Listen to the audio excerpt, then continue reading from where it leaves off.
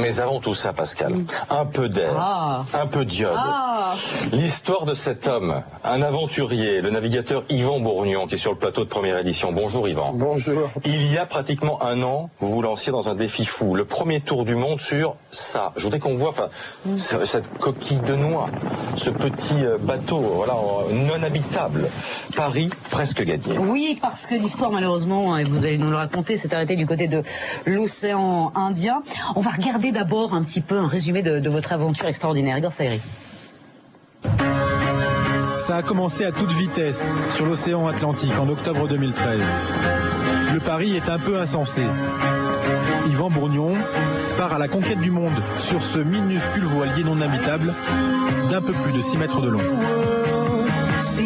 11 mois durant, le skipper suisse franchit 3 océans, parcourt 45 000 km sans l'aide de personne. Avec ses instants de vie simples, extraordinaires à la fois. Il m'a fallu 42 ans pour pêcher mon poisson et le manger tout seul comme un grand. Donc là j'ai mélangé avec des pâtes. Vous imaginez, il a été pêché il y a 1 heure ce poisson. Puis ces moments de solitude, peu rassurants. C'est pas mal ici.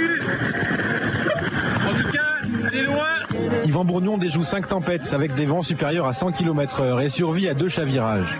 Puis apparaissent les côtes du Sri Lanka dans l'océan Indien. L'aventure s'arrête brusquement. Putain, je me suis échoué comme un con. Mon bateau est mort, mais c'est pas vrai. Mais comment c'est possible ça? Putain, je me suis endormi 5 minutes. Oh là là, mais j'ai traversé tous les océans et là j'étais là comme un con sur un caillou. Le bateau est quasiment détruit. Yvan Bourgnon était arrivé aux 3/4 de son parcours. Non mais, Yvan Bourgnon, vous êtes un peu barré, non? Enfin, c'est un truc de fou, là, votre histoire. Pourquoi s'être lancé ce défi, enfin, exceptionnel, dur, terrible? Aujourd'hui, tout ce qui a pu exister en termes d'aventure, ça a toujours été avec des abris, des igloos, des tentes, des cabines de bateaux. Et l'idée, c'était vraiment d'aller plus loin, de profiter de la mer, de profiter de l'air, justement, comme vous disiez. Profiter de la mer ou fuir la terre? Aussi. Mais de se retrouver face aux éléments, de partir sans électronique, sans GPS, sans assistance, sans météo, et de se retrouver comme ça, confronté à la mer pendant 1 an, de ne plus avoir de nouvelles, de ne plus avoir de news, justement, et d'être au contact de la nature, tout simplement. Et vous protégez comment des éléments? Parce que vous étiez au contact du soleil, vous étiez au contact de la pluie, du vent. C'est rude, non? C'est une épreuve physique extrêmement difficile, si on ne peut pas s'abriter. Extrêmement rude, donc c'est ma combinaison, on se voit là, je suis en train de me changer, c'est la combinaison que j'enfile et qui est ma seule protection. Et puis quand la tempête arrive, justement, j'ai pas la possibilité d'aller me réfugier dans la cabine. Au contraire, il faut déjouer avec les éléments, il faut déjouer avec les tempêtes. Et puis j'ai pu montrer qu'un petit bateau de 6 mètres comme ça, qui est à ras de l'eau, pouvait passer des vagues de 7-8 mètres, affronter les tempêtes de 120 km/h. Et voilà. Et surtout qu'un homme pouvait résister à des épreuves quand même. Presque, puisque aujourd'hui c'est interrompu, mais voilà, c'était pas un défi sans risque. Je savais que j'étais proche du danger parfois. Voilà, j'y suis pas allé pour le danger, j'y suis allé parce qu'il y a eu beaucoup de plaisir, beaucoup de glissades, beaucoup de sensations. Et puis, mais je savais qu'il fallait accepter ce genre de risque, ce genre de possibilité de naufrage. Mais je renouvelle ma question, c'est aussi une façon de fuir la terre, de fuir le quotidien, de fuir tout ce qu'on raconte au jour le jour ici, par exemple. Oui, c'était aussi l'idée de fuir aussi une espèce de voile d'ingénierie où il y avait un excès de technologie, un excès de surconsommation d'informations, de météo, d'assistance.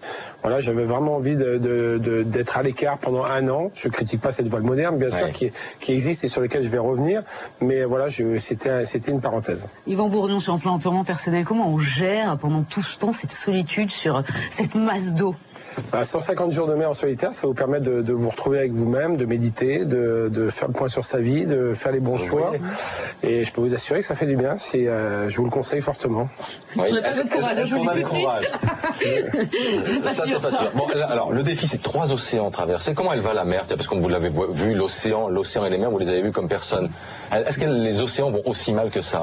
Oui, c'est surtout très, ce qui m'a surpris, notamment en Indonésie, c'est très pollué. Et ça m'a vraiment écœuré de naviguer dans les sacs plastiques.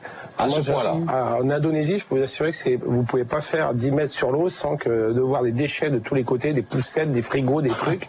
Et ça m'a assez écœuré, quoi. Encore en Atlantique, on est assez protégé, mais en Indonésie, notamment en Asie, là, c'est totalement écœurant et il faut absolument faire quelque chose. Bon, on a vu, là, ça s'est mal terminé dans l'océan Indien. C'est dur, hein. C'est dur ce moment-là. Très honnêtement, ça nous a déchiré le cœur. Je ne veux pas voir ces images. Ouais, je perds ma louloute, mon bateau, que je surnomme comme ça. Et voilà, vous voyez la réaction quelques secondes après. Je vois le bateau se détruire devant mes yeux et c'est absolument déchirant, quoi. Donc sur le moment, j'ai vraiment cru que tout s'arrêtait. Et là, vous allez repartir? Et là, je récupère les morceaux du bateau. Le chantier naval sur place vient me voir, me dit il faut reconstruire votre bateau, on va vous aider. C'est reparti. Et puis en quelques jours, voilà, il faut dire les choses. Profitez-en. Il faut un peu d'argent parce que c'est un sport quand même mécanique avant tout et il manque un petit budget pour repartir.